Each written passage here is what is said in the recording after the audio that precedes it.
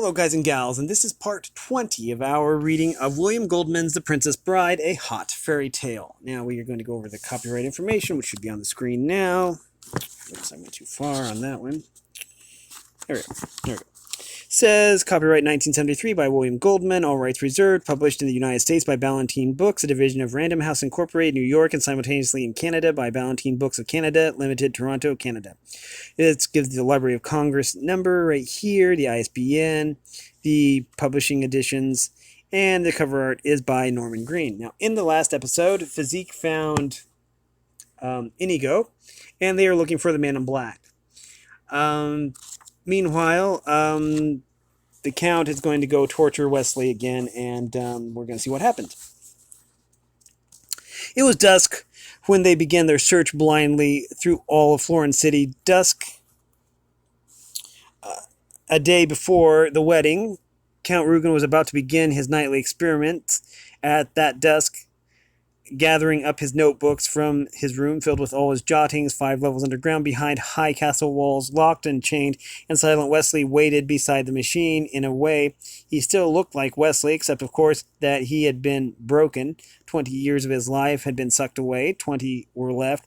Pain was anticipation. Soon the Count would come again. Against all wishes he had left, Wesley went on crying. It was dusk when Buttercup went to see the prince. She knocked loudly, waited, knocked again. She could hear him shouting inside, as if he had not been so, as if it had been not so important. This is worded wrong. Waited, knocked again. She could hear him shouting inside, and if it had not been so important, she would never have knocked the third time.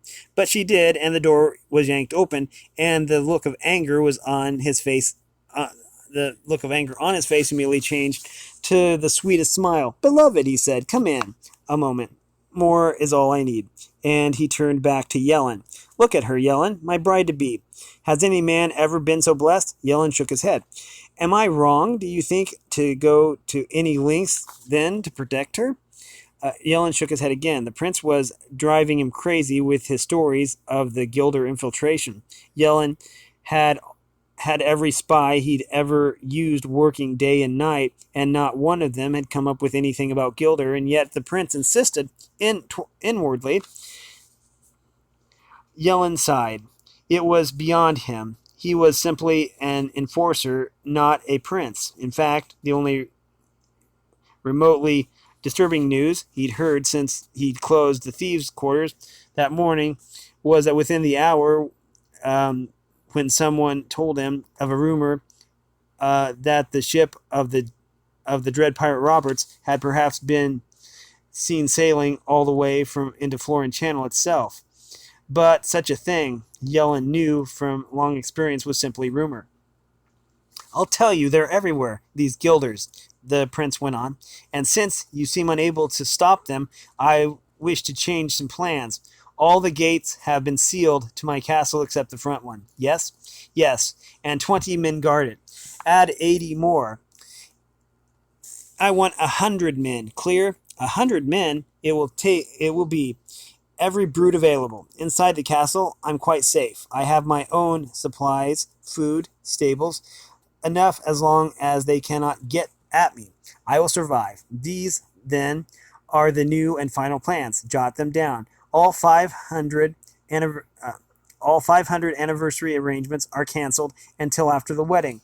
The wedding is tomorrow sunset. My bride and I will ride my whites to Florence Channel, surrounded by all your enforcers.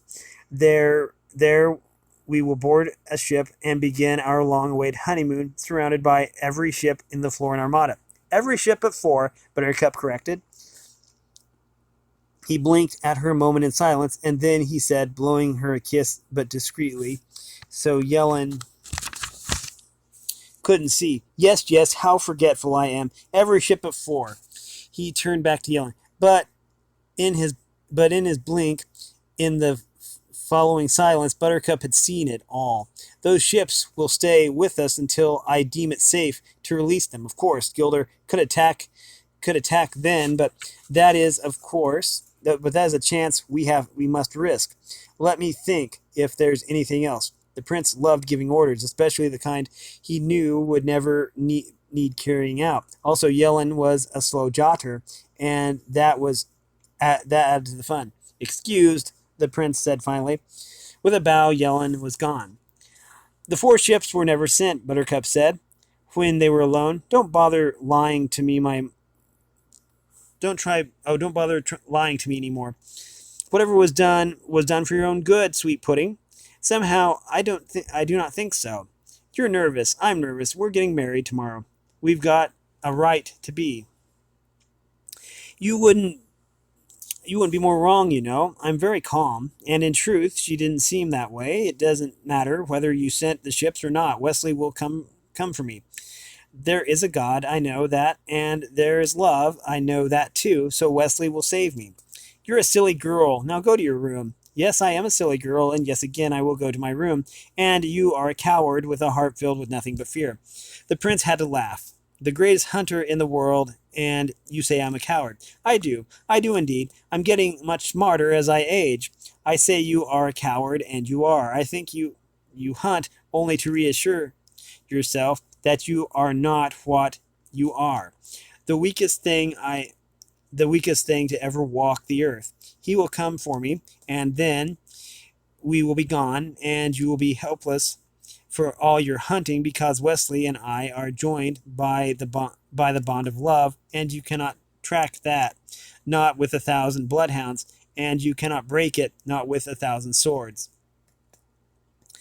Humperdinck screamed towards her, then ripping at her autumn hair, yanking her from her feet and down the long curving corridor to her room, where he tore that door open and threw her inside and locked her there, and started running for the underground entrance to the Zoo of Death. My father stopped reading. Go on, I said. Lost my place, he said, and I waited there, and I waited there, still weak with pneumonia and wet from fear, until he started reading again. Inigo allowed Physique to open the door. Hey, I said, hold it. That's not right. You skipped.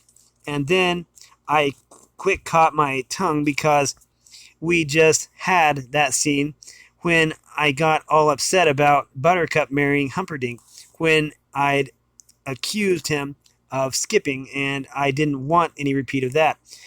Daddy, I said, I don't mean anything, but wasn't the prince sort of running around toward the zoo, and then the next thing you told me was that about Inigo, and maybe, I mean, shouldn't there be a page of like that in between? My father started to close the book. I'm not fighting. Please don't close it. It is not for that, he said, and then he looked at me for a long time. Billy, he said. He almost never called me that. I loved it when he did. Anybody else, I hated it, but when the barber did it, I don't know. I just melted. Billy, do you trust me? What is that? Of course I do. Billy, you got pneumonia. You're taking this book very serious, I know, because we already fought once about it. I'm not fighting anymore. Listen to me. I never lied to you yet, did I? Okay. Trust me. I don't want to read you the rest of this chapter, and I want you to say it's all right. Why? What happens in the rest of the chapter? If I tell you I could accomplish the same by reading, just say okay. I can't say that until I know what happens, but tell me what happens and I'll tell you if it's okay. And I promised if I don't want to hear it, you can skip on to Inigo. You won't do me this favor? I'll sneak out of bed when you're asleep. I don't care where you hide the book. I'll find it and I'll read the rest of the chapter myself. So you might as well tell me. Billy, please. I got you. You might as well admit it. My father sighed this terrible sound. I knew I had him beaten then. Wesley dies, my father said. I said, what do you mean, Wesley dies? You mean dies? My father nodded. Prince Humperdinck kills him. He's only faking, though, right? My father shook his head, closed the book all the way. All crap, I said, and started to cry. I'm sorry, my father said. I'll leave you alone. And he left me. Who gets Humperdinck? I screamed after him. He stopped in the hall. I don't understand. Who kills Prince Humperdinck at the end? Somebody's got to get him. Is it Physique? Who? Nobody kills him. He lives. You mean he wins? You mean he wins, Daddy? Goodness. What do you uh, what did you read me this for? And I buried my head in my pillow, and I never cried like that again. Not once to this day. I could feel almost my heart emptying into my pillow. I guess the most amazing thing about crying, though, is that when you're in it, you think it'll go on forever, but it never really lasts half what you think. Not in terms of real time, in terms of real emotion. It's worse than you think, but not by the clock. When my father came back, I couldn't have been it couldn't have been even an hour later. So, he said, shall we go on tonight or not? Shoot, I told him. Eyes dried, eyes dry, no catch in throat, nothing. Fire when ready. With Inigo? Let's hear the murder, I said.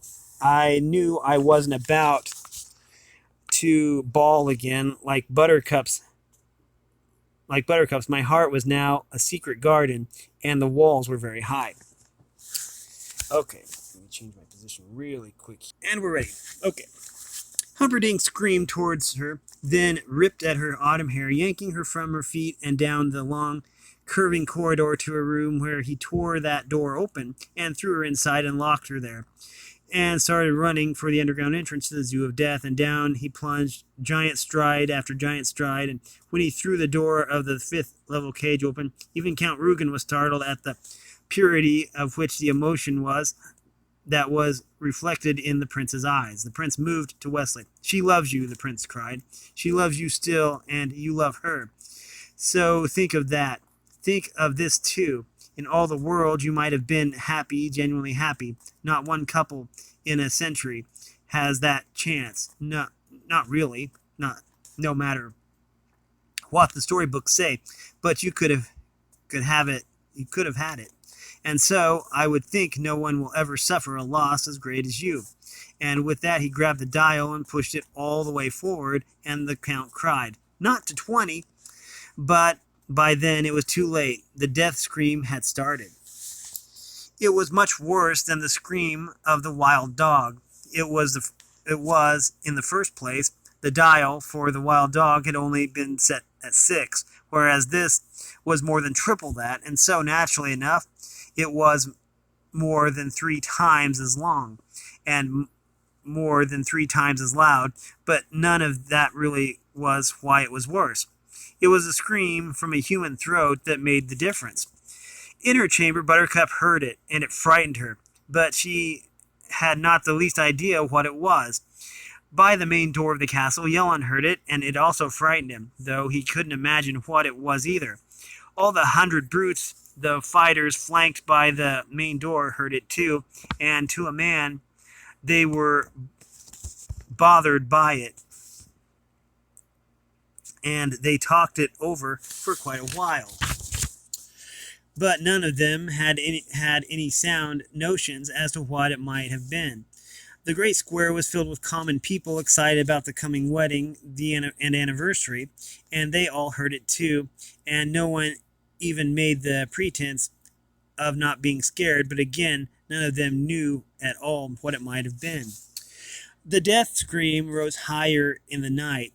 All the streets leading into the square were also filled with citizens, all trying to crowd into the square, and they heard it, but once they admitted they were petrified, they gave up trying to guess what it might have been. Inigo knew immediately. In the tiny alley that he and Physique were trying to force their way through, he stopped, remembering the alley led to the streets that led to the square, and the alley was jammed too. I don't like that sound, Physique said, his skin for a moment cold. for the moment cold. Inigo grabbed the giant, and the words began pouring out. Physique, physique. That's the sound of ultimate suffering. I know that sound. That was the sound in my heart when Count Rugen slaughtered my father, and I saw him fall. The man in black makes it now. You think that's him? Who else has cause for ultimate suffering this celebration night? And with that, he started to follow the sound. But the crowds were in his way, and he was strong, but he was thin, and he cried, Physique, physique, we must track that sound. We must trace it to its source, and I cannot move, so you must lead me. Fly, physique, and this is Inigo begging you. Make a path, please. Well, Physique had rarely had anyone beg him for anything, least of all Inigo, and when something like that happens, you did what you could. So Physique, without waiting, began to push forward lots of people. Physique pushed harder. Lots of people began to move out of Physique's way, fast. The death scream was starting to fade now, fading in the clouds. Physique, said Inigo, all your power now. Down the alley, Physique ran, people screaming and diving to get out of the way, and in his footsteps, Inigo kept pace, and at the end of the alley was a street, and the scream was fainter now, but Physique turned left, and into the middle of the street he went, and he owned it. No one was in his way, nothing dared block his way, and the scream was getting just so hard to hear. So with all his might, Physique roared, quiet, and the street was suddenly hushed, and Physique pounded along Inigo right behind, and the scream was still there, still faint there, and into the great square itself and the castle beyond before the scream was gone. Wesley lay dead by the machine. The prince kept to the dial by the 20 mark, long after it was necessary, until the count said, done. The prince left without another look at Wesley. He took the secret underground stairs 4 at a time. She actually called me a coward, he said, and then he was gone from sight. Count Rugen started taking notes. Then he threw his quill pen down. He tested Wesley briefly. Then he shook his head. Death was not of any intellectual interest to him at all. When you were dead, you couldn't react to pain, the count said. Dispose of the body, because even though he couldn't see the albino, he knew the albino was there. It was really a shame, he realized as he mounted the stairs after the prince. You just didn't come across victims like Wesley every day of the year. When they were gone, the albino came out, pulled the cups from the corpse, decided to burn the body on the garbage pyre back behind the castle, which meant a wheelbarrow. He hurried up the underground stairs, came out the secret entrance, moved quickly to the main tool shed. All the wheelbarrows were buried back at the rear wall behind the hoes and rakes and hedge trimmers. The albino made a hissing noise of displeasure and began to pick his way past all the other equipment. This kind of thing always seemed to happen to him when he was in a hurry. The albino hissed again, extra work all the time. Wouldn't you just know it? He finally got the barrow out and was just passing the false and deadly supposed main entrance to the zoo when I'm having the devil's own trouble tracking that scream was spoken to him, and the albino whirled to find there in the castle grounds a blade-thin stranger with a sword in hand.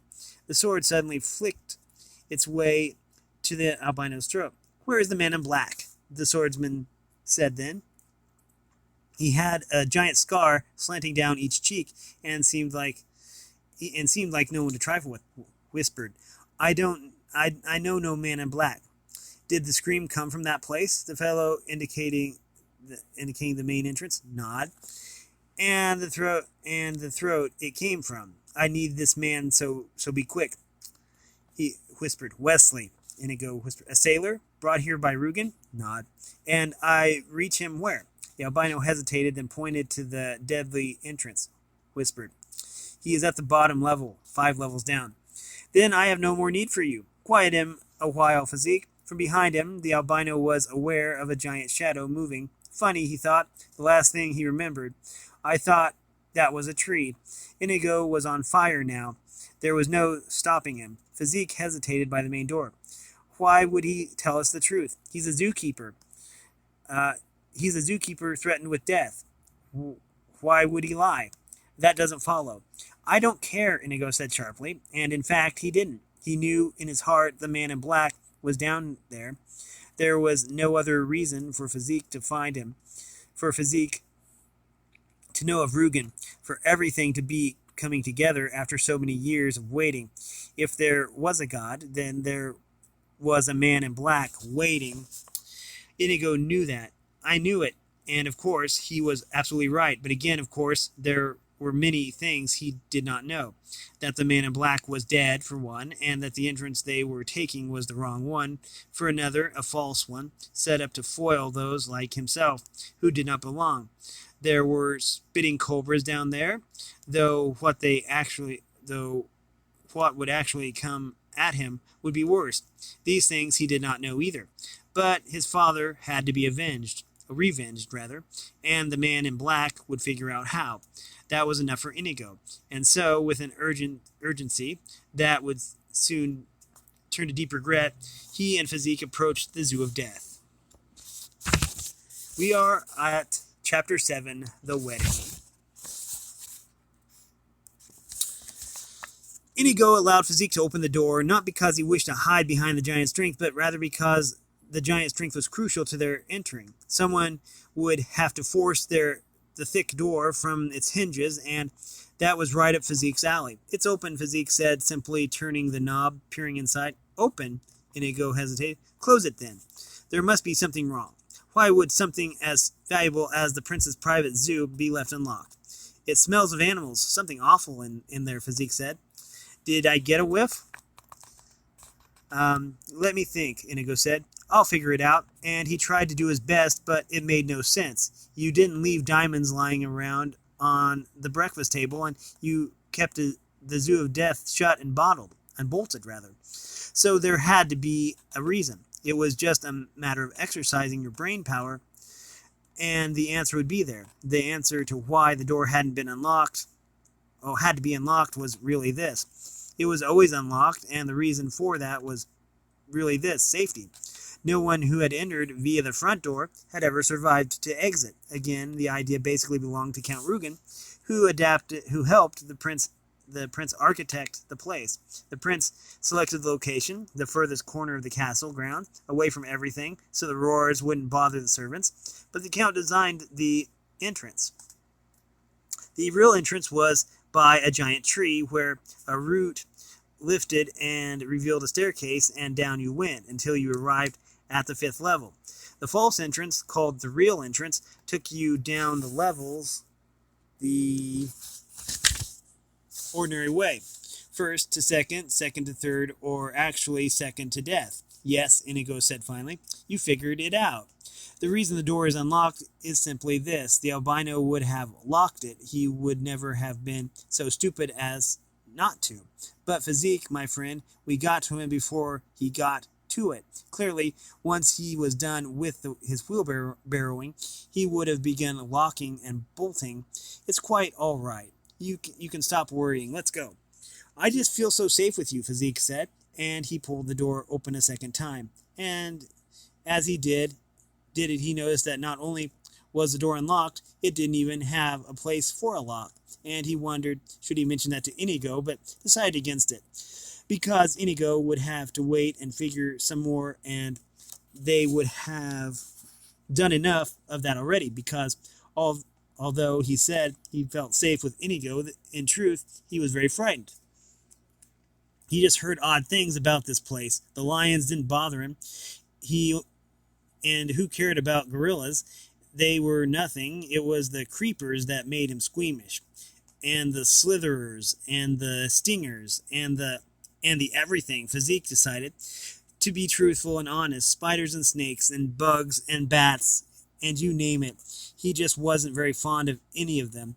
Still smells of animals, he said. and he held the door open for Inigo, and together, stride for stride, they entered the Zoo of Death, the great door shutting silently behind them.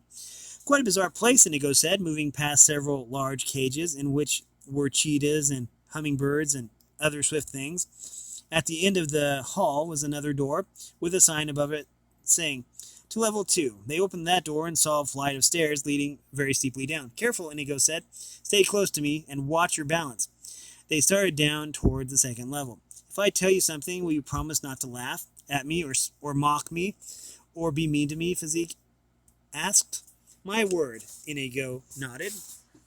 "I'm just scared to pieces," Physique said, sure it ceases," Inigo said, right back. "Oh, that's a wonderful rhyme." "Some more time," Inigo said. "Oh, some other time," Inigo said, making another, feeling quite bright about the whole thing, sensing the pleasure of having Physique visibly relax as they descended, so he smiled and clapped Physique on his great shoulder.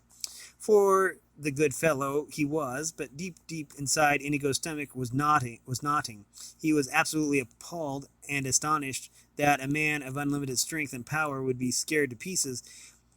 Until Physique spoke, Inigo was positive that he was the only one who was genuinely scared to pieces, and the fact that they both were did not bode well if panic time came. Someone would have to keep his wits, and he had assumed automatically that since Physique had so few, he would find retaining them not all that difficult. No good, Inigo realized. Well, he would simply have to do his best to avoid panic situations. And that was that.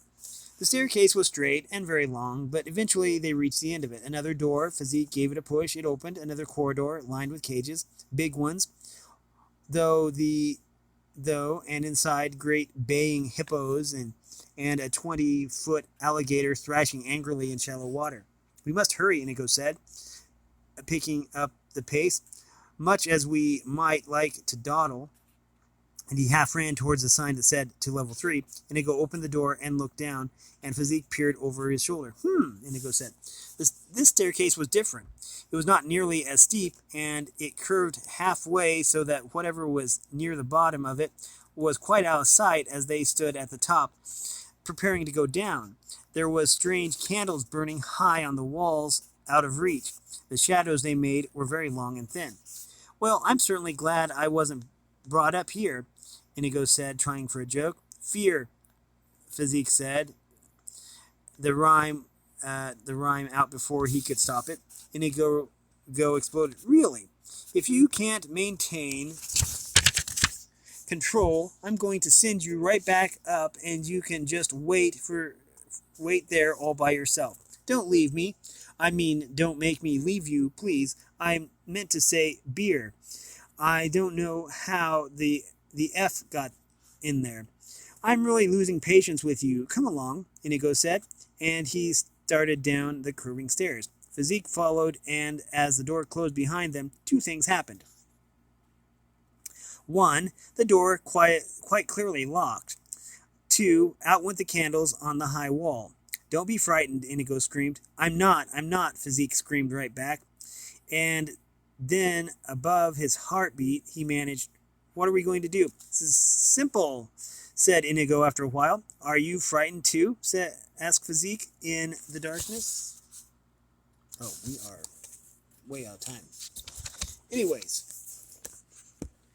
we have been reading from William Goldman's The Princess Bride, a hot fairy tale. If you like this content, then make sure you like and subscribe and ring the bell so you know when I upload. Also, if you want to support me in any way, or if you want to join the Discord server, all the information will be in the description below.